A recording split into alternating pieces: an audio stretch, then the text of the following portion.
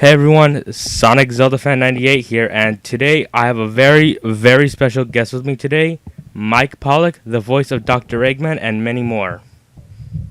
Hey, I've heard of me. Thank you so much. Thanks for having me. No problem.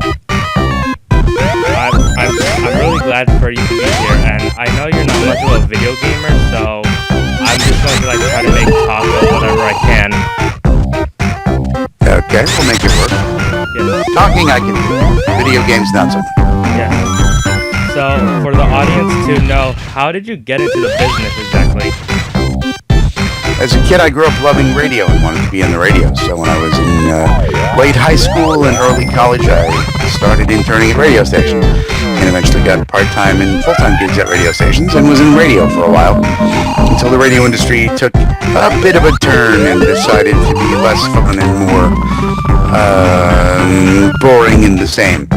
So I transitioned from a radio syndication thing where I was creating content and comedy for radio stations around the country to just doing voiceovers full time, because I realized what I really enjoyed is doing wacky commercials and wacky voices in commercials and in cartoons and ultimately video games and stuff.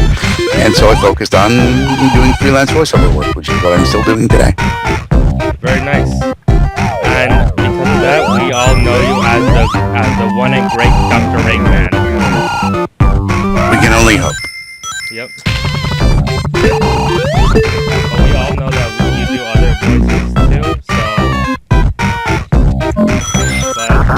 Pretty much anything that can't speak for itself has the option of hiring me or someone like me, because that's my skill. My skill is reading aloud, and I've been doing that since probably 3rd grade. Cool.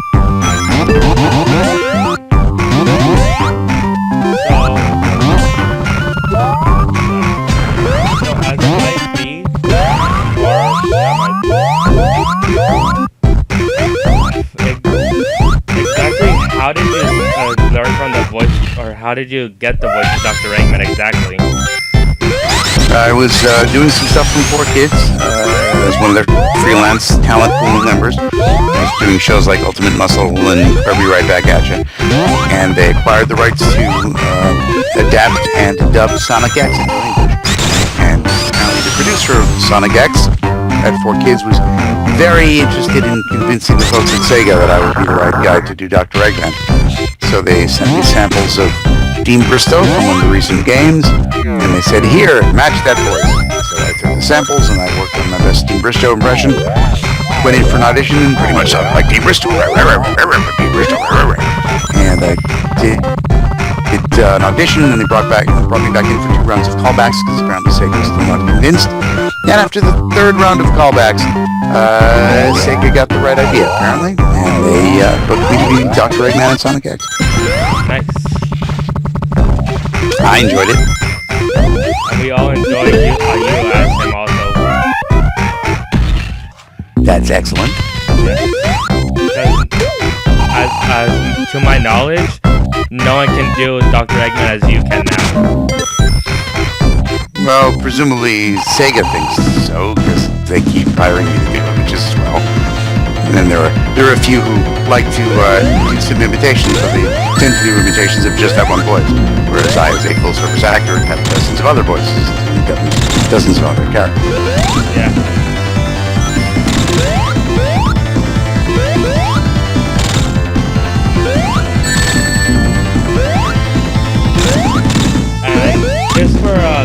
And just for a little question,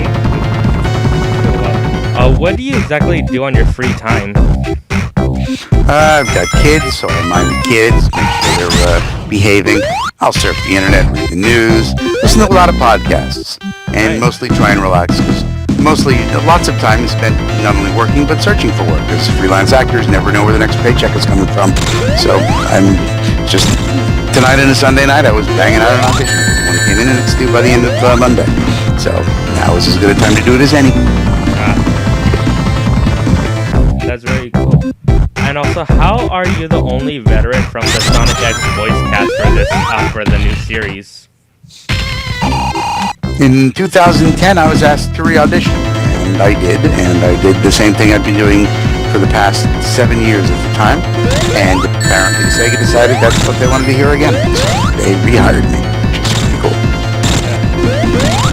Sega picked a magnificent choice. I would, if I wasn't so modest, I would be inclined to agree. Thank you so much. Yeah.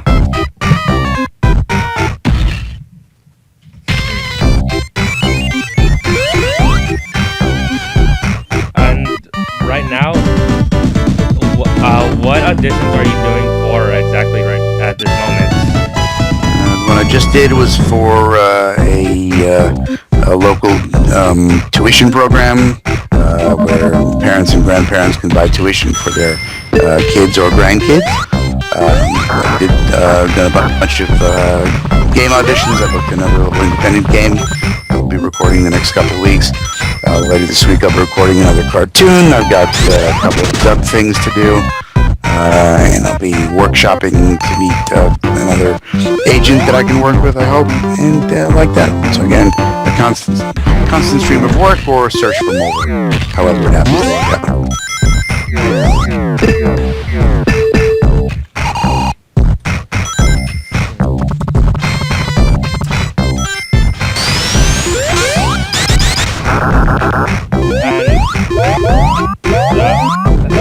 When did you get into the 4Kids program exactly? When I first started concentrating on full-time voiceover, I sent out a bunch of demo tapes. The first demo tape that got any response at all was for a small anime thing. That was an independent production. And then the second thing that got some traction was an episode of Pokemon. And Time 4Kids was dubbing Pokemon, and they remembered me as they were planning their 4Kids Foxbox TV block. And they brought me back for Ultimate Muscle and Kirby Right Back At You and those shows. And for a while I was doing promos for all of the Foxbox.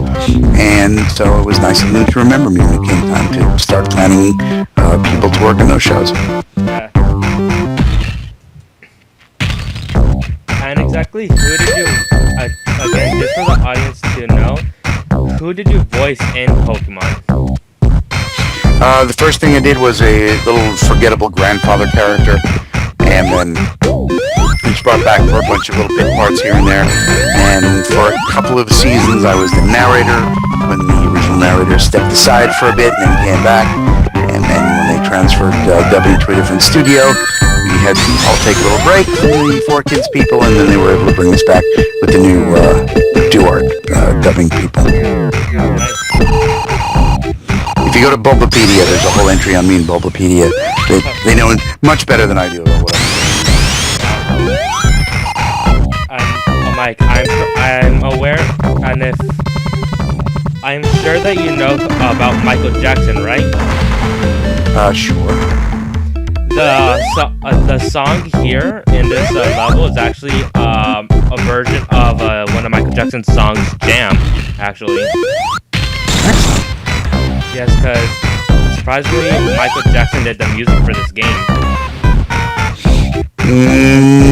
Yeah, I can imagine he would enjoy video games. He's always being a kid as hard as he was. Yeah.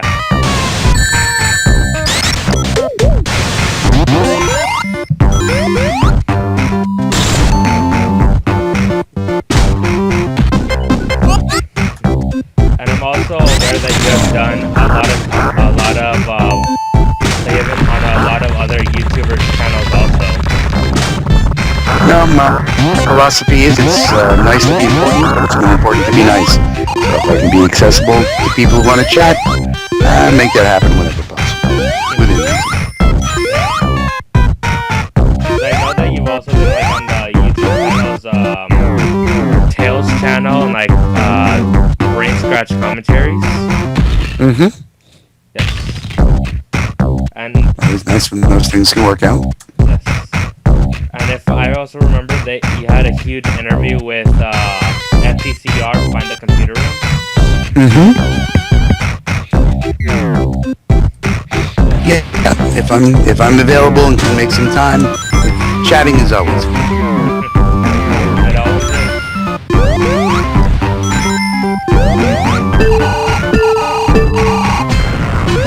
And I'm also sorry if the times like I'm really quiet. Quite all right. Just like when I'm recording and people try to text me if I'm in the middle of the session, it's kind of tough to see their attention sometimes. Yeah.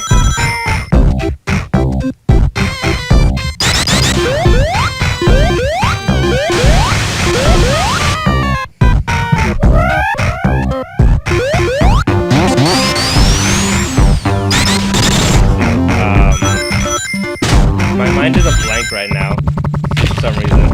Okay. All right. So I'll take a moment. Get back. you can start. Start a topic if you want it.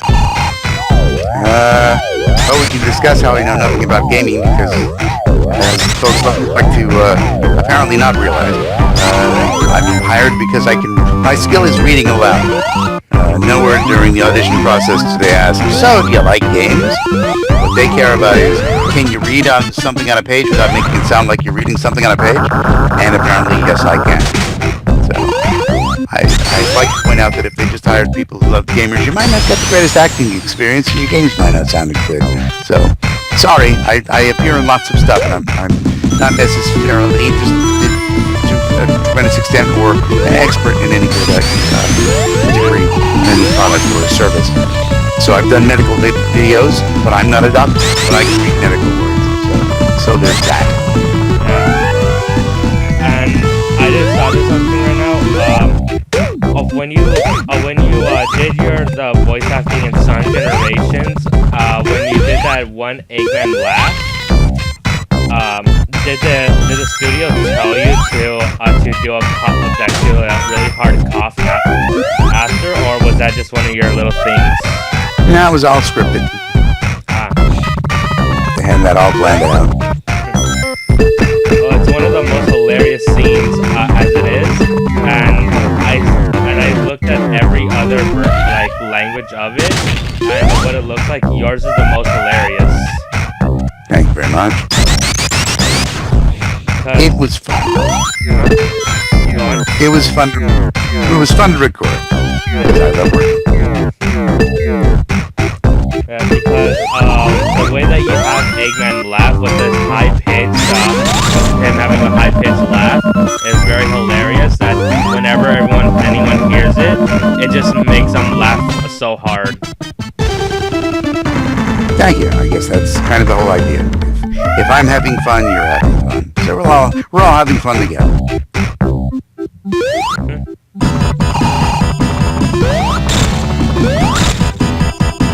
Hey, look, there's basically classic game right here. Looks a bit familiar.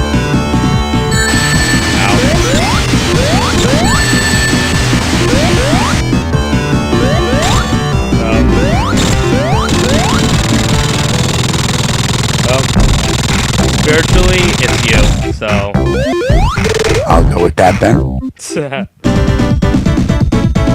And with that, we're pretty much we're basically almost done. All right. Okay, I don't know what.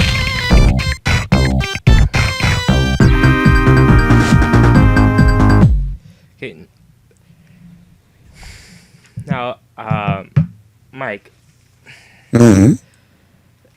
How do you enjoy voicing Dr. Eggman? Like with your own opinion. I enjoy working in general, so anytime someone calls me to come into a studio and read stuff, that's fantastic.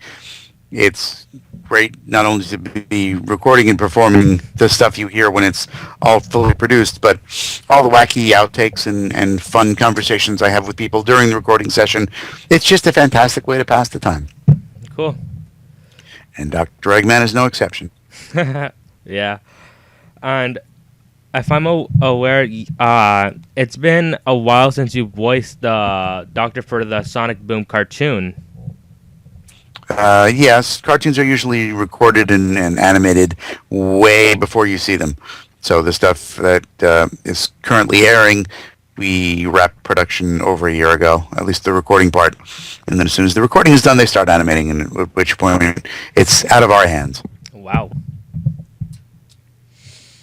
Exactly what year did you start recording it?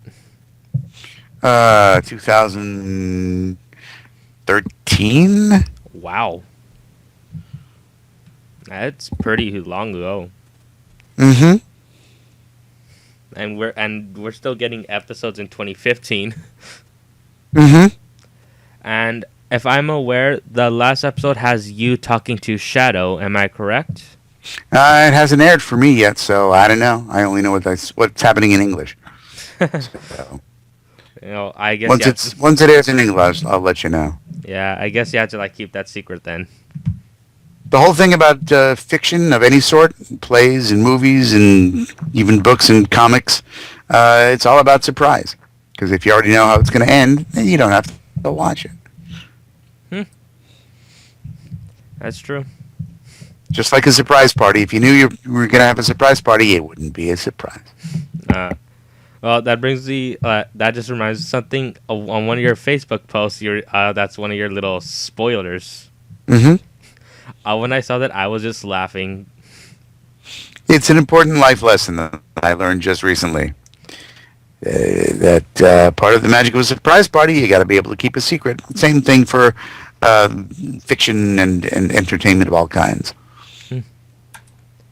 Well, we're pretty much done here. So, is there anything you would like to say before we sign off? Sure, check me out online. My website is itsamike.com, and I'm also It's a Mike on Facebook and Twitter.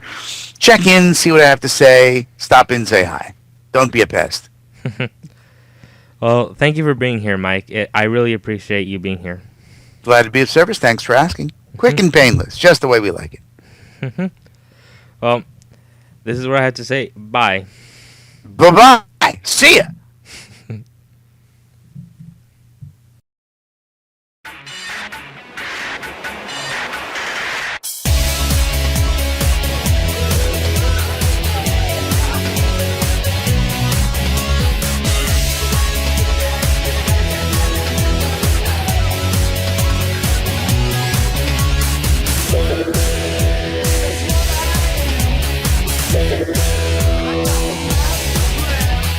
We'll be right back.